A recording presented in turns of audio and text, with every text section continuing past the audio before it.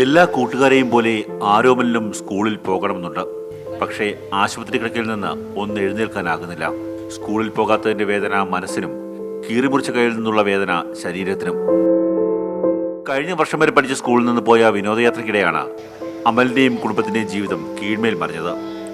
അപകടത്തിൽ ആരോമലിന്റെ കൈയൊടിഞ്ഞു. സമീപത്തെ ഒരു ആശുപത്രിയിൽ പ്രാഥമിക ചികിത്സ നൽകിയ ശേഷം സ്കൂൾ അധികൃതർ വിനോദയാത്ര തുടർന്നു.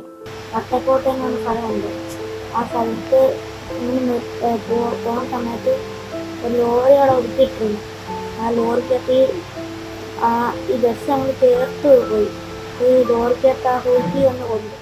രാത്രി 10:30 അപകട വിവരം രക്ഷിതാക്കളെ അറിയിച്ചത്. അതായത് ചികിത്സ നൽകേണ്ട സമയത്ത് വേദനയാൽ കരയുന്ന ആരോമലുമായി അധ്യാപകർ വിനോദയാത്രയിൽ ഉല്ലസിക്കുകയായിരുന്നു. ആദ്യ മണിക്കൂറിൽ നടത്തേണ്ടിയിരുന്ന ശസ്ത്രക്രിയ നടത്തിയത് 38 മണിക്കൂറുകൾക്ക് ശേഷം. ഓപ്പറേഷൻ ചെയ്യാൻ നമ്മൾ സമയം കഴിഞ്ഞതിൽ ഇൻഫെക്ഷൻ ഉണ്ടായതാണ്.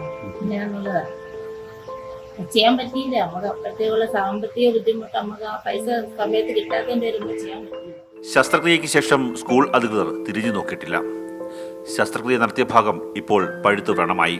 ഈ സ്ഥിതിയുമായി മുന്നോട്ട് പോയാൽ കൈ മുറിച്ചു മാറ്റേണ്ടി വരുമെന്നാണ് ഡോക്ടർമാരുടെ അഭിപ്രായം. സാമ്പത്തികമായി ഏറെ ബുദ്ധിമുട്ടിലാണ് കുടുംബം.